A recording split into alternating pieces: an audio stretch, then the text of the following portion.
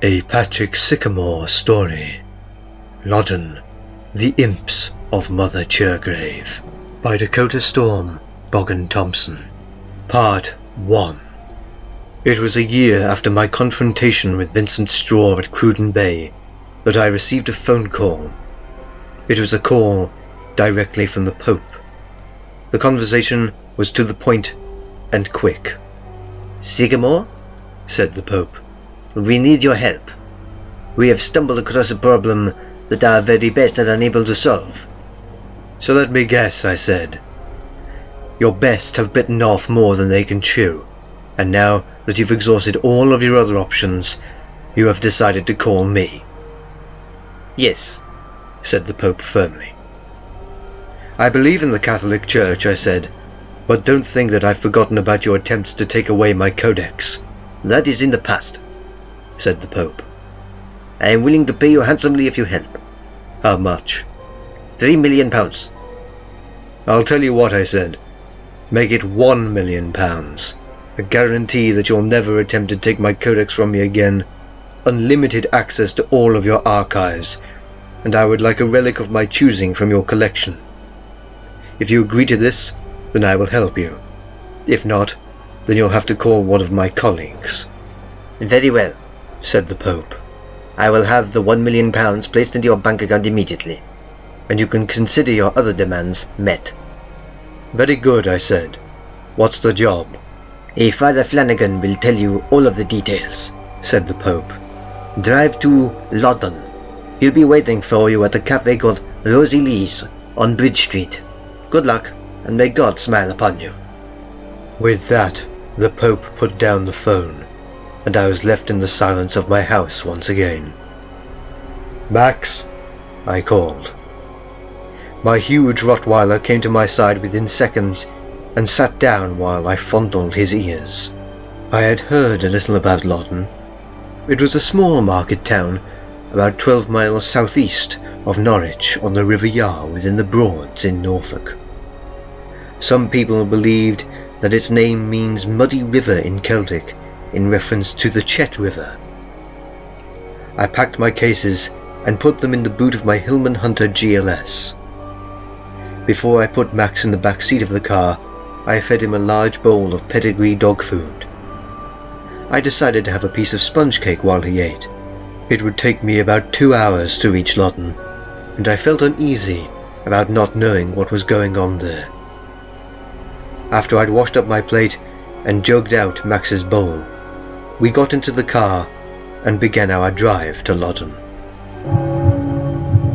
Part 2. We arrived in Loddon at about 3:30 in the afternoon, and made our way immediately to Rosie Lee's cafe. Max was only too happy to stretch his legs and run around my feet for a few minutes. We made our way to the outside sitting area and made ourselves comfortable. A young woman came to me to take my order, who I noticed was incredibly pale and had dark rings under her eyes. "Are you all right?" I asked the woman. "You're awfully pale." "Yes," she replied simply. I made my order of 1 cup of Earl Grey tea and 2 chocolate muffins. "2, sir?" said the woman. "Yes," I said. "One of them is for my dog, Max."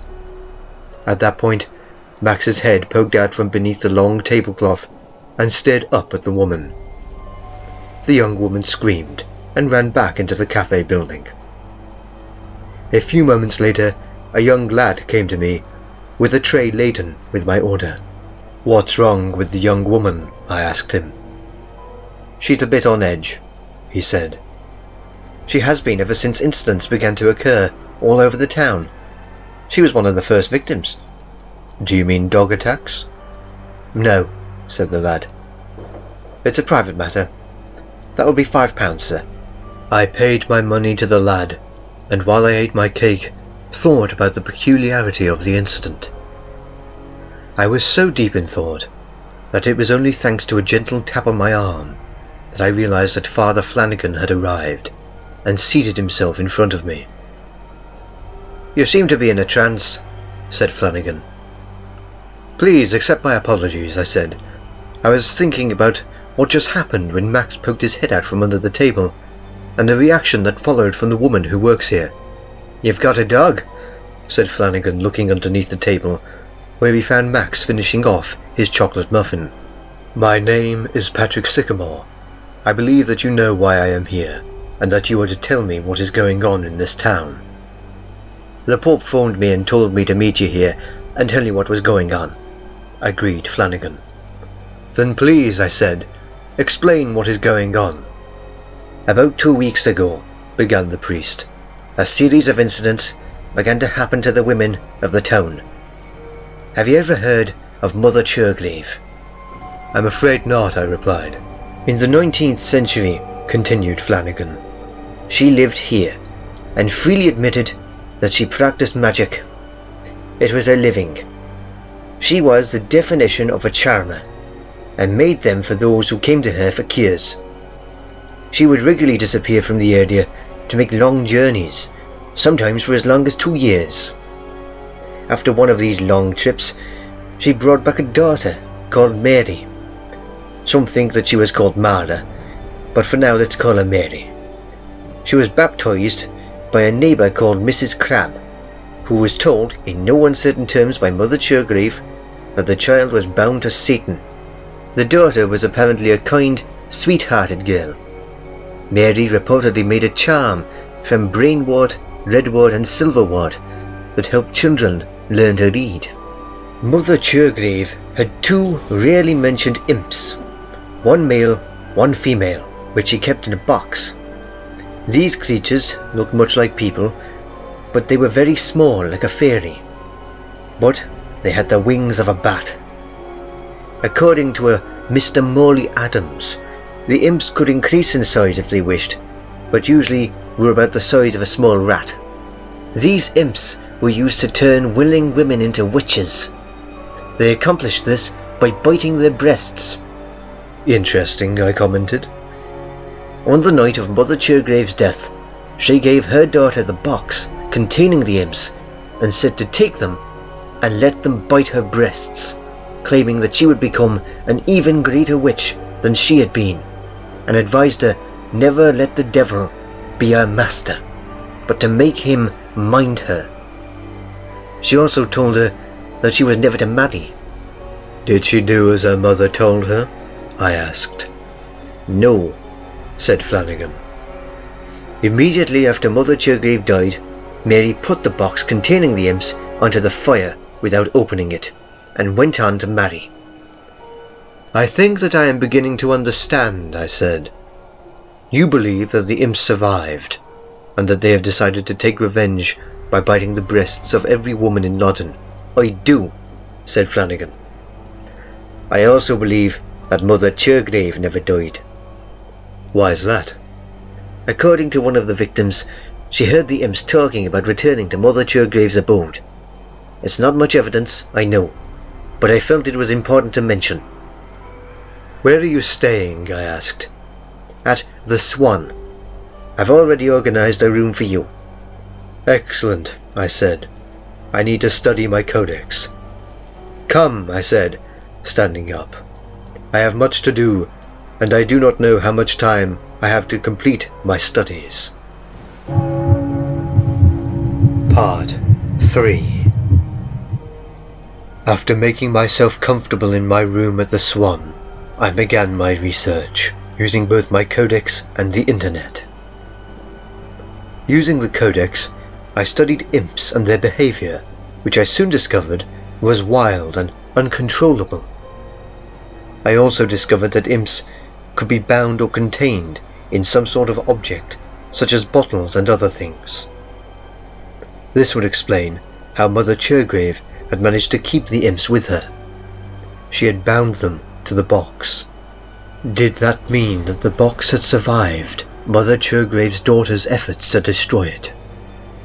Was it possible that Mary had only partially destroyed the box, or had it not burned at all? Could it be that it still existed? Had Mary lied to everyone? Had she become a witch more powerful than her mother? Or had she buried the imp box somewhere? There were many possibilities that existed.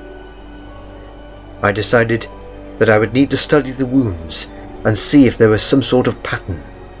If there was, then it would lead to the unravelling of whatever scheme the imps were following. I opened one of my suitcases and pulled out an old Polaroid instant camera that I had used for many years. I knocked on Father Flanagan's door, and I explained to him that I would need to make a study of the bite marks on the breasts of the victims. After an hour or so, Flanagan rounded up all of the victims, and I explained to them that I was there to investigate what was the cause of their injuries. "What will happen to the pictures after the investigation?" queried one woman. "I will destroy both the colour photographs and their negatives," I said. After another hour, I had succeeded in photographing all 27 of the women's breasts. The women left, and Father Flanagan and I studied the photographs in detail. All of the bites were on the outer side of each breast, and other than a shift in degrees that didn't signify anything, I came to the conclusion that there was no pattern to be seen. I went outside to the back of the Swan and found a metal bucket, into which I placed the photographs, as well as the negatives, and set them on fire. I extinguished the flames with a bottle of mineral water and went back to my room. It was while I was reading through my codex, attempting to find some small fact that would aid me in my search of the imps, when someone banged loudly on my door. I opened the door and found a young woman trying desperately to claw something off of her chest. I saw a flutter of leathery wings, and my hand darted forward and grabbed them. I received several nasty-looking scratches to my hands before I was forced to let go of the creature. Flanagan came out of his room and stared at me and the woman. "What's all the noise about?" "This woman has just been attacked by one of the imps," I said. "For God's sake, man, get a towel. She's bleeding." The imp had succeeded in biting the left breast of the woman, who I soon learned was in fact the landlord's wife. "Flanagan," I said, noticing that the priest had found a first aid kit, "don't sterilize the wound yet. I've got an idea." "Max," I called. The huge Rottweiler came to my side, and I commanded him to smell the woman's shirt and wounds. Once this had been done, I told Flanagan to sterilize the woman's wounds, while Max and I tracked the scent of the imp. I clipped the thick, heavy chain that I used as Max's leash to his brown leather collar, and we set off down the stairs. Max sniffed the air, and we travelled down Church Plain and through the High Street until we came to a clump of trees, which we ran through until we came to a squat-looking, long, dead oak. As soon as we reached it, Max sat down, barked once, and looked at me. I pulled a dog biscuit out of a packet from my pocket and gave it to Max while I studied the oak tree. At the bottom of it was a hole around 2 feet wide in total. I put my ear close to it and heard what sounded like a wooden sheath sliding down. I put my hand in and immediately made contact with a wooden box. I pulled it out and noticed that there were some scorch marks. I had found the imps. Part 4. "What's in the box?" said Flanagan as Max and I walked back into the Swan. "Imps," I said. "How did you catch them so easily?" "Max followed the scent of the one which attacked the landlord's wife," I said. "Now all I need to do is destroy them." "How are you going to do that?" asked Flanagan. "I am going to drown them in holy water," I said. Screams from outside pierced the air. Flanagan and I rushed to the window and saw a sight that would fill the nightmare of any man, woman, or child. Hundreds, if not thousands of imps were attacking people of both sexes. "There's more than 2, said Flanagan. "Evidently," I said. "Come with me. I'm going to need your help." We went up the stairs to my room, where I placed the imp box onto my dresser. I then opened one of my suitcases from which I took a pair of welding gloves. I put on the welding gloves and opened the box. Instantly, claws shot out and tried to scratch my hand. I grabbed the two imps by their throats and pinned them to the wall. Flanagan, who was holding onto Max's chain leash, suddenly had to brace himself as the huge Rottweiler began to growl and move forward. "I am Patrick Sycamore," I told the imps. "I will give you a simple choice. Cooperate, or I'll feed you to Max, who, believe me, would gladly tear you to shreds right now if Father Flanagan wasn't holding his leash." "Why should we?" said the ugly bat-winged thing. "You clearly need an example of what I am willing to do to you," I said. "Flanagan, bring Max within my arm's reach." The priest moved forward slowly and cautiously until Max was but 3 feet away. I swung the imp in my left hand towards Max's mouth and waited. 30 seconds later, my example had been set, thanks to the helpful jaws of Max, who had chewed away at the imp's wings, leaving them a ragged mess. I returned the heavily injured imp back to its place on the wall, where it hung limply in my hand. "Now then," I said, "are you willing to cooperate?" "Yes," said the uninjured imp. "What do you want to know?" "How are there so many of you?" "We live in the trees and old rabbits' burrows," said the imp. "where we breed. There are many of us." "Why have you returned?" "We have been commanded to do so." "By who?" "Our mistress," replied the imp with a hideous grin. "Mother Chergrave." "Where is she?" I queried. "I will not tell you," said the imp. "Flanagan," I said, "get one of the bottles of holy water from my red leather suitcase, as well as the screwdriver and miniature funnel." "What are you going to do?" said the imp. "You'll see," I said. Max was trying to pull away from Flanagan, but stopped when I told him to sit down. I stepped back over to the imp's box and pushed them inside. "Put the lid over my hands," I instructed the priest. "Then close the box up as I retract my hands, and keep your body weight on top of it, so that they don't escape." Flanagan followed my instructions, and the imps were soon scratching at the inside of the box. I grabbed the screwdriver and punched a hole in the top of the imp box, into which I put the miniature funnel. I sloshed the bottle of holy water down the funnel, and Flanagan and I listened to the two small monsters screech as their skin burned and sizzled. "You can take your arms off of the box now," I said to Flanagan. "They'll never be able to escape from the box. That holy water will have damaged them too much." I took the box from the priest and tucked it underneath my bed. "What now?" said Flanagan. "Now," I said, "we fight." I took from my red leather suitcase 2 silver knives that I had bought from a dealer of divine relics and passed them to Flanagan. The dealer had told me that the knives had been used by a great knife-throwing demon hunter in the 11th century. They had sent many monsters and cruel creatures back to hell, as they were about to do again. I took a short sword from a hidden compartment that had been used in the first of the Holy Crusades, as well as a large brass exorcist's crucifix. I handed Flanagan a crucifix, which he gratefully took. I called to Max and put some silver sheaths under his huge claws. I had had the sheaths made specifically for Max by an expert silversmith. The silversmith had melted down an 800-year-old silver crucifix in order to complete the task. "We are ready," I said. We walked down the stairs and made our way outside. Hundreds of the imps had climbed onto the roofs to laugh as their comrades tore at the clothes of their victims. We slashed away some of the fetid little creatures from several people and made our way through the waves of horrifying imps. I spotted a woman dressed in a hooded cloak, standing unharmed in the midst of the chaos, and I made my way towards her. "Mother Chergrave," I said, "why do you do this thing?"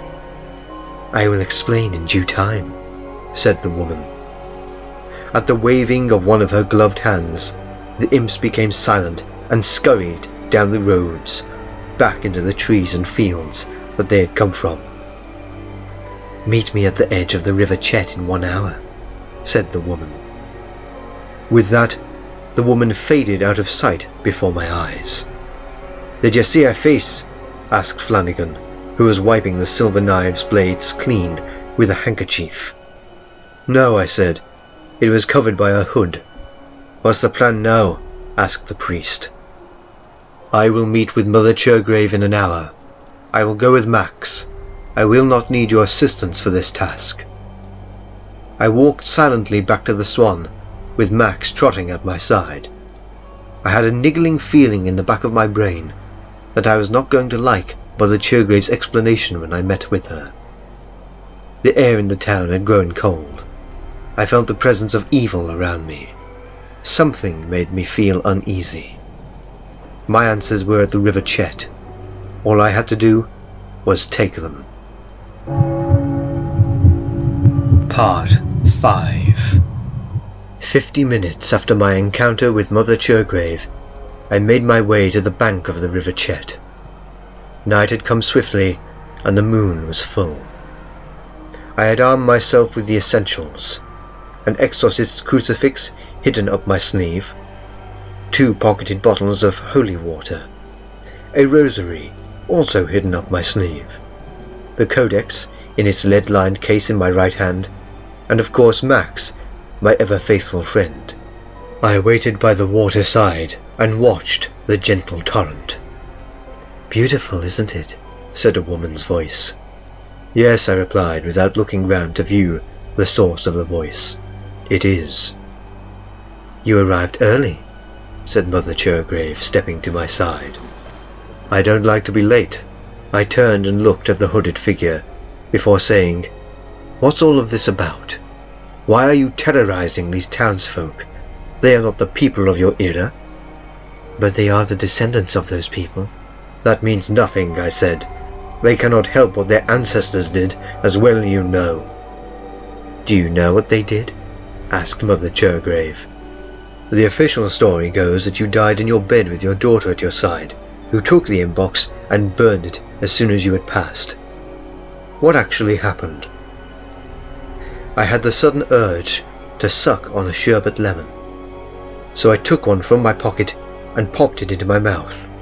Its sharp flavour shocked my tongue at first, but the feeling soon left as I listened intently to Mother Chergrave's account of what had actually happened to her when she had died.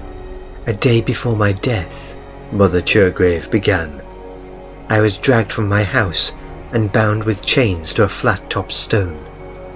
I was whipped and tortured for hours, while all of the townspeople gathered around me to watch. I cried to them for help, but all they did was jeer and cheer my torture on. They took me to this exact spot on the river and half drowned me. Then they took brands and burned my flesh with them, and then they took me to a stake in the centre of town and burned me. They laughed at me as I screamed. Before they came and took me, though, I hid my imps in their box in the old dead oak and instructed them to breed for as many years as I was gone. I am simply taking revenge on the descendants to right their ancestors' wrong." "So," I said, "how have you come back to life, then?" "My lover returned," said Mother Chergrave. "Lover?" I said. "Surely he would be dead, unless he was of supernatural origin." "He is different, yes," said the hooded woman. "What's his name?" "Vincent," said Mother Chergrave. "Straw!" I exclaimed. "You have met my lover?" queried the witch. "Indeed I have," I replied. "He is quite possibly the most diabolical monster of a man that I have ever met." "How dare you!" said the hooded woman, slapping my face. "Show me your face," I said. "What?" said Mother Chergrave confusedly. "Do it," I said. Mother Chergrave raised her hood and looked at me. Her face was that of the woman from Rosie Lee's. "So," I said, "are you possessing this body, or is this your actual form?" "I am possessing this girl," said Mother Chergrave. "It suits me, I think. "Have you noticed anything while we've been talking?" I asked casually. "No," said the possessed girl. "Why?" "Max is behind you." Mother Chergrave turned and screamed. Evidently the Witch of Loddon was scared of dogs. "He's very well trained," I said. "He sits when I say, he comes to me when I call to him, and when necessary, attacks when I tell him to." "You wouldn't," said Mother Chergrave. "Think of the wounds to this girl's body." "Wounds heal," I said. "I have many tricks up my sleeve. Some are traditional, others not so much." "Imps!" cried out Mother Chergrave.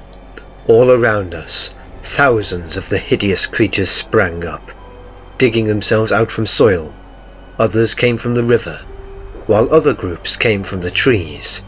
"You are outnumbered," declared the witch. "Yes," I said, "but you're still going to lose. Max, hold her." The huge Rottweiler lunged forward and grabbed a firm hold of Mother Chergrave's left leg. "Good boy," I said, dropping the codex in its case flat onto the floor and standing upon it. The imps suddenly began to convulse and screech. All of a sudden, I found myself no longer surrounded by imps, but fully grown demons. "Come on then," I said. "I haven't got all night." The demons came screeching towards me as I whipped out the exorcist's crucifix and held it before me. "Demonium nunc vadam, emen dico vobis faciam, jus protegit me." The demons stopped for a moment before carrying on towards me. I knew that the power of the codex would stop my attackers from touching me because of its protective charms that had allowed it to survive so many years. The first demon tried to lunge at me, but was stopped by an invisible force. I smiled and pushed my crucifix into the center of the demon's chest. The hideous creature hurled itself backwards and tried to tear away the burned flesh on its chest. Unfortunately for the demon, the imprint of the crucifix remained, and soon the monster became still. I watched its hideous form shrink back to its original size, where it began to burn. "Did Vincent by chance happen to mention any of his enemies to you?" I asked Mother Chergrave. "You are Patrick Sycamore!" cried the witch. "He told me to be wary of you. Your magics are strong, but mine are stronger." With that, she slapped the side of Max and sent him sprawling. "Did Vincent come to the town itself?" I asked. "Yes," said Mother Chergrave. "Good," I said. "That explains why he is here." I pointed at a huge figure sitting next to a large birch tree. I had given Black Shuck Vincent Straw's scent in Cruden Bay as his reward for coming to my summoning. Evidently, he was still following him. "No!" shrieked Mother Chergrave. The witch raised her hands into the air and clenched them into fists. Huge bolts of lightning struck the ground, starting small fires in the grass. The demons turned to look at the ancient, immortal canine as it began to move slowly towards me. "Kill it!" shrieked Mother Chergrave. The demons quivered and shook, their faces became contorted with anger, and they leaped at Black Shuck. Always alert, the immense canine turned and clawed away 3 demons' bellies, their vital organs dropping onto the floor in a steaming mess. I stepped off of the codex and picked it up. I spotted Max slowly creeping up behind Mother Chergrave. He had evidently been stunned by the witch's blow and had come to a few moments later. Several of the demons moved towards me, shrieking and cackling. I took a bottle of holy water from my pocket and pulled out the cork. Putting my thumb partly over the mouth of the bottle, I splashed some at the approaching demons and watched them fall to the ground, their bodies undergoing the same process as the demon that I had touched with the exorcist's crucifix. Out of the corner of one eye, I saw Black Shuck vigorously shaking a demon to bits. "Grab!" I called to Max. The Rottweiler launched himself onto the back of the witch and began to tear through her cloak with his silver-sheathed claws. I heard Mother Chergrave scream as her skin sizzled from the contact with Max's sheathed, holy claws. "It's a shame," I said. "You could have come back and tried to make people understand what happened to you, help them learn about their past. The knowledge would undoubtedly have struck a sense of guilt into them, knowing that their ancestors had performed such horrible acts." "I will kill you," yelled Mother Chergrave. A lightning bolt struck the ground next to me, and a fireball blossomed from the ground. "Your aim's off," I said. Max had by this point managed to completely tear away the witch's cloak and had grabbed the back of her neck in his jaws in order to pin her down. "Release," I said to Max as I reached him. Max came to my side and sat down. "I told you he was well trained," I said to Mother Chergrave. "You will suffer for this," said the witch, raising herself onto her knees. "I think not," I said. I unfastened the heavy-duty clips on the Codex's box and opened the lid. "What is that?" said the witch. "Are you going to kill me by reading out loud?" "I'm not going to kill you," I said. "Just bind you to one particular page of the Codex." "That cannot be done," stated Mother Chergrave.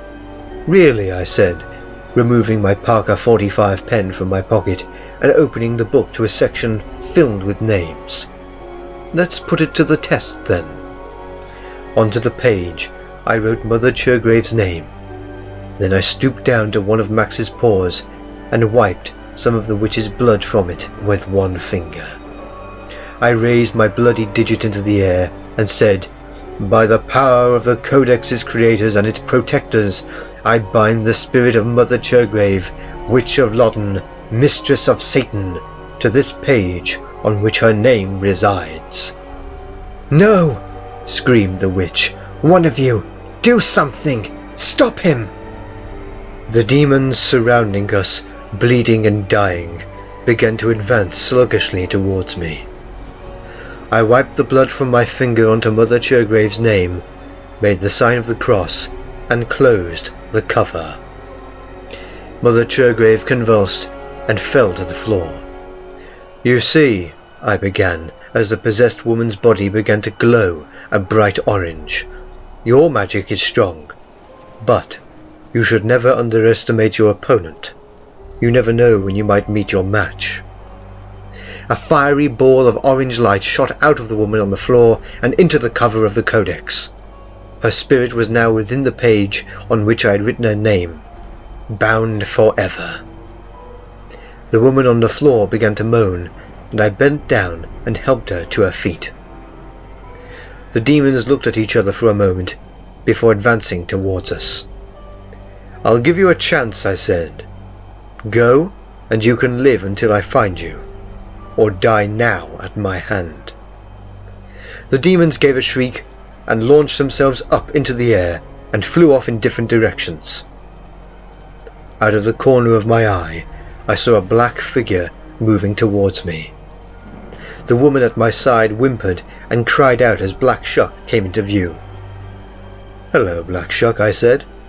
"Thank you for helping me. Now go. Continue your hunt." The immense canine lifted his nose into the air, sniffed once, and ran past us. "What was that?" asked the woman.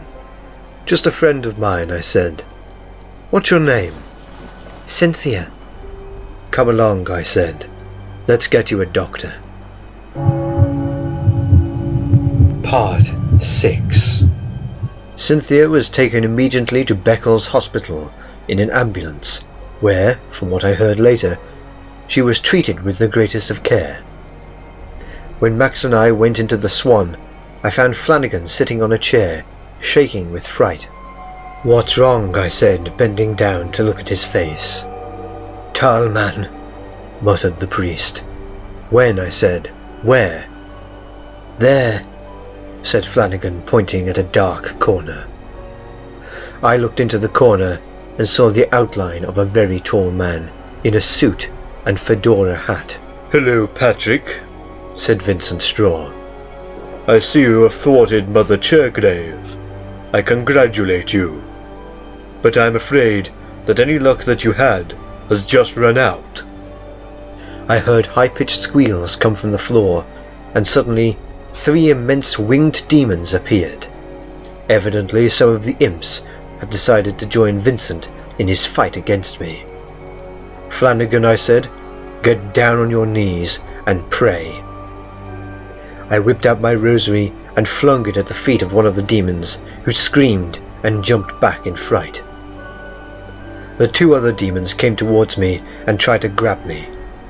Max leaped up at one of them and scratched at its face.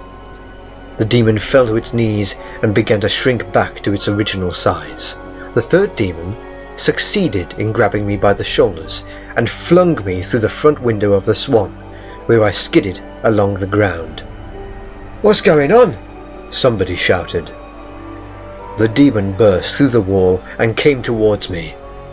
I pulled out a bottle of holy water from my pocket, pulled out the cork, and waited for the monster to pick me up again. The demon lifted me into the air and opened its jaws in order to bite my face. I poured the holy water down its throat and was dropped onto the floor. The demon shook, stared around wildly. Its body expanded in various places before it suddenly burst into flame and began to scream. I ran back into the Swan and saw that Straw had disappeared. I was about to run back out of the building when I was suddenly set upon by a great many of Mother Chergrave's imps. I tore some of them off and ran outside. I felt them trying to scratch through my coat and trousers. I heard their shrill cries of bloodlust. I rolled onto the floor at high speed, squashing several of the creatures. "Max!" I yelled. I heard the sound of heavy paws coming towards me and saw Max leap onto me. In a matter of minutes, all of the imps were dead or dying. Vincent had believed that after my fight with Mother Chergrave, it would be simple to kill me with the imps at his command. I clambered off of the floor and walked back to the ruined building and went inside. "What's gone on here?" cried the landlord. "This'll cost thousands of pounds to fix." "Don't worry," I said. "I'll pay for the damage. May I have 2 glasses of brandy for myself and Father Flanagan, and a bowl of beer for Max, please?" While I waited for my order, I sat down in front of Flanagan and tried to relax my aching muscles. "He told me something," said Flanagan as he'd finished his brandy. My muscles tensed up again. "What did he say?" I asked. "He said something about meeting him." "Did he tell you where?" "Yes," said the priest. "Well," I said, "where?" "Crowland, Lincolnshire," said the priest. Vincent was no doubt waiting for me to come to him, so that he could trap me and kill me somehow. I would be ready. "I'm coming for you, Vincent," I thought to myself. "I'm coming for you."